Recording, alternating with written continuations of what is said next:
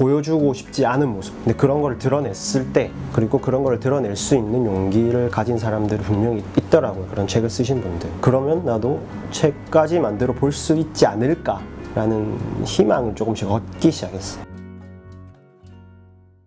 안녕하세요. 저는 은행경비원입니다를 쓴 히읗 작가고요. 본명은 곽희재라고 합니다. 네, 반갑습니다. 지금은 제가 일을 시작하게 됐어요. 그래서 새로운 은행경비원이 아닌 다른 일을 하게 돼서 글 쓰는 일을 하고 있어요.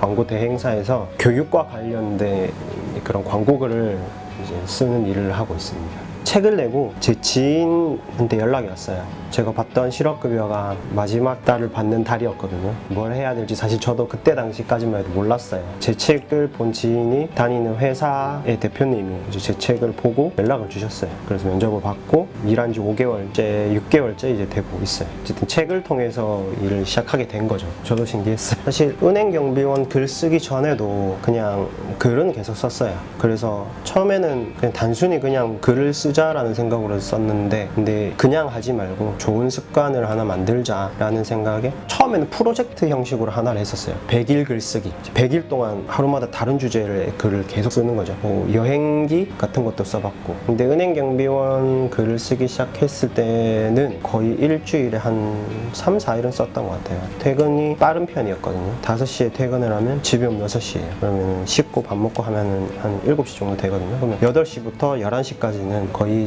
글 쓰거나 책 읽거나 하는 시간을 주로 보냈고, 쓰기 시작한 게 19년도 10월부터 쓰기 시작해서 제가 일은 2020년도 7월, 6월에 그만뒀거든요. 그러니까 거의 1년 정도 였던 거죠. 당시에는 제가 되게 안 좋았어요. 상황이. 마음이 안 좋았어요. 제일 마지막에 에필로그인가 썼을 텐데, 편의점 인간이라는 책과 저 청소일 하는데요 라는 독립출판물이 있어요. 그 책 2권을 같은 시기에 읽었거든요. 근데 2권의 책이 되게 이야기는 완전 다른데 하고자 하는 메시지는 조금 비슷한 것 같다고 저는 느꼈어요.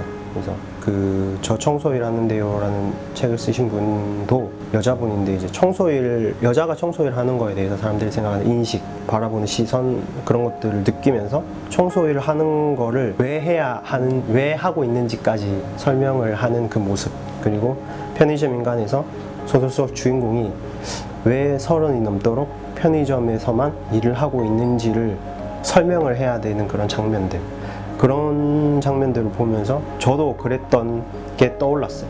저도 계기는 그랬어요. 딱 그 책 2권이 제 마음에 이렇게 돌을 던졌다고 해야 되죠. 불씨를 지폈어요.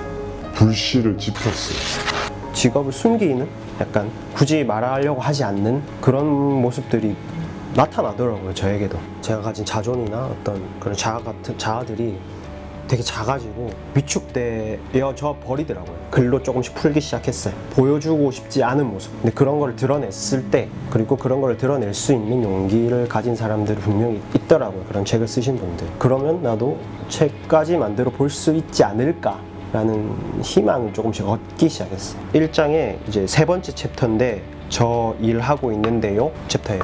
사실 아마도 그럴 거예요. 은행 경비원 하시는 분들 뿐만 아니라 어떤 아르바이트를 하시거나 혹은 비정규직을 하시고 계신 분들은 한 번씩 들어보셨을 수도 있어요. 혹시 지금 준비하고 있는 거 있냐. 사실 뭐 어떻게 받아들일진 모르지만 그 당시에 저에게는 앞으로 무슨 일을 할 거야 라는 말을 들었을 때 그냥 흘려 들으면 상관없는데 왜 그냥 그게 가슴에 꽂혔는지 모르겠는데, 난 지금 일을 하고 있는데 왜 앞으로 무슨 일을 할 거냐고 물어보는 걸까 라는 생각이 들었어요. 사실 2장은요 돈이 없다는 건 부끄러운 것일까 였는데, 2번째 은행에서 에피소드가 좀 많았어요. 좀 서울이라고 하지만 약간 서울스럽지 않은 곳이었어요. 되게 낙후된 곳이라고 해야 될까요? 저는 개인적으로 약간 1980년대 느낌 나는 그런 곳이었어요. 시장 엄청, 옛날에는 되게 큰 시장이었는데 지금은 사람의 발길이 많지 않은 그런 시장이 옆에 있는, 그러다 보니까 되게 할머니 할아버지 분들이 엄청 많이 오셨어요. 네, 그 기초생활 수급자분들, 주로 제가 하던 일이 어머님, 할머님, 할아버지들에게 돈 찾아주는 일을 거의 제 일의 한 80%였어요. 현금 인출기에다가 카드 넣고 돈 인출해 드리는 거. 노령연금을 찾아주거나 뭐 아들이 보내준 돈을 찾아주거나 그런 걸 할 때마다 잔액을 보잖아요. 정말 잔액이라고 할 만큼의 돈이 5만 원을 찾아달라고 하는데 49,000원밖에 없는 거예요. 어머니 5만 원이 안 돼요. 왜 5만 원이 안 되냐는 거예요. 모르잖아요. 49,000원이 있다고, 1,000원이 어디서 빠져나간 것 같다고 그러면 49,000원을 찾아달라는 거예요. 나중에는 할머니들이 미안하다고 하는 거예요. 돈이 없다고. 총각 여러 번 이식해서 미안하다고 그런 얘기도 하고, 할머니들이 돈이 없고 나도 돈이 없잖아요. 근데 반대로 돈이 많은 사람들은 또 엄청 많아요. 정말 말도 안 되게 많아요. 그냥 돈이 없는 거는 부끄러운 것일까라는 생각이 들더라고요. 그러면서 이제 그런 감정들이 느껴졌던 것 같아요. 돈이라는 건 도대체 무엇인가 그런 생각을 많이 하게끔 만들었던 것 같아요. 그런 환경이나 상황들 자체가. 계약직은 볼펜과 같은 소모품에 불과하다. 저 말고 비정규직이 한 명 더 있었거든요. 저희 은행에는 그 서류 보조하시는 분인데, 그분은 저보다 나이가 많은 여자분이셨어요. 근데 되게 일을 열심히 하셨는데, 열심히 일을 하셔서 뭔가 처음에는 열심히 하시는구나, 막 공책도 막 들고 다니시면서 엄청 막 열심히 필기까지 할 일인가 싶은데도 그렇게 막 하시길래 그런갑다 했는데, 이게 보통은 한 달 혹은 2달 정도 되면 이 일을 어느 정도 거의 다 할 수 있어야 하거든요. 그렇게 어려운 일이 아니기 때문에. 근데 업무를 잘 못 하시더라고요. 그래서 은행원들의 불만이 조금씩 나오기 시작하고, 저도 약간 그런 게 있었어요. 그냥 자기가 할 것만 하면 되는데 굳이 내 것까지 도와주려고 하다가 자기 것도 못하고 내 것도 못하고 약간 이렇게 돼버리는 그런 게 답답하더라고요. 저도. 그러니까 이야기도 다른 사람들하고 잘 안 하시더라고요. 처음에는 그런 것들이 저는 좀 이해가 안 됐어요. 저도 막 불만이나 막 이런 얘기 하다가 어쨌든 6개월 단위로 계약을 했는데, 6개월 되고 나서 그분은 나가고 다른 분이 들어왔거든요. 그때는 뭐 몰랐어요. 그냥 그런갑다 했는데, 이게 이제 제가 계약을 해지당하는 입장이 되고 보니까 이게 느낌이 다르더라고요. 그분 생각이 났어요. 그 이후에 제가 그 입장이 되니까 역시 사람은 당해봐야 아는 건가 싶은 생각도 들고, 그때 당시에 제가 그분한테 했던 행동이나 느꼈던 마음이나 그런 것들이 다시 돌아보니까 진짜 별로다라는 생각이 들었었어요. 그게 뭐라고? 뭐 일 좀 못할 수도 있지. 은행 보면은 쓰는 데 있잖아요. 필경대. 거기 보면은 볼펜이 꽂혀 있잖아요.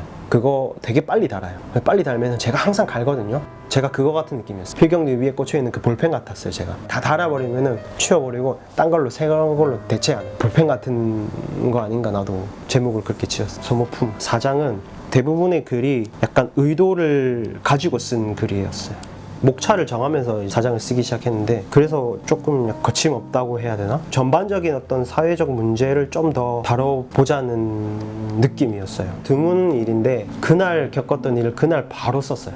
이건 글로 써야겠다. 글을 그냥 거의 쏟아내듯이 썼어요. 쏟아내듯이. 되게 재밌게 읽었던 오차노 작가님의 그 대통령을 꿈꾸는 아이들이 어디로 갔을까라는 책도 들고 갔어요. 참고해서 써야겠다. 그 생각까지 다 들더라고요. 어떻게 써야겠다를 머릿속에 쫙 정리가 되더라고요. 그리고 제일 마지막에 이 퀴닝이라는 단어에서 시작된 풀이는 사실 책을 통해서 알게 됐어요. 체스 보면 말들이 있는데 그 말들이 할 수 있는 역할들이 다 있어요. 근데 그 중에 졸이라는 제일 작은 말이 있거든요. 걔는 그냥 앞으로 한 칸밖에 못 가요. 할 수 있는 역할이 그렇게 많지가 않아요. 계속 앞으로 한 칸씩 조금씩 가다가 여기 상대 진영 저 끝에 도달하면은 자기가 원하는 모습으로 변할 수가 있어요. 근데 보통 가장 강력한 퀸으로 변하거든요. 그래서 퀸잉이라고 하는 거, 변할 수가 있어요. 내 모습을. 나도 언젠가 이렇게 조금씩 지금은 별 볼 일 없는 그냥 작은 조를이지만, 만약에 한 칸씩 앞으로 가서 어떤 지점에 도달을 하게 되면은 나도 내가 원하는 모습으로 변할 수 있을까라는 생각을 했는데, 근데 내가 비정규직이라면은 불가능하지 않을까라는 생각을 했었어요. 그 인간의 조건이라는 책에서 봤거든요. 한승태 작가님의. 그 작가님이 아예 그 책 제목을 지을 때 인간의 조건이 아닌 퀴닝으로 지으려고 할 정도로 이 이야기를 되게 감명받았다고 해야 되나? 그랬다고 하시더라고요. 근데 저도 그 작가님의 책을 통해서 그 퀴닝이라는 말을 들었을 때 너무 감정이입이 되는 거예요. 나도 어떤 곳에 도달을 하게 되면 내가 원하는 모습으로 살 수 있을까? 있지 않을까? 약간의 기대와 약간의 불안과 그런 걸 가지고 지금도 살고 있어요. 지금 하고 있는 일도 되게 빡빡해요. 근데 사실 그때 했던 고민들 중에 그냥 하나가 없어졌다는 것 뿐이, 무슨 일을 할지 할지에 대한 그 고민 하나는 없앴어요. 제가 어떻게 하면은 좀 더 나다운 글을 혹은 좀 더 다양한 글을 써볼 수 있을까라는 고민이 있는 거고요. 제목을 정할 때도 30대 비정규직의 솔직한 고백이라는 이 워딩이 가장 제가 제 이야기를 대변해 준다고 생각을 했거든요. 대한민국에 직장을 다니는 분이라면은 한번 좀 읽고 생각해 볼 수 있는 주제이지 않을까라는 생각을 합니다. 감사합니다.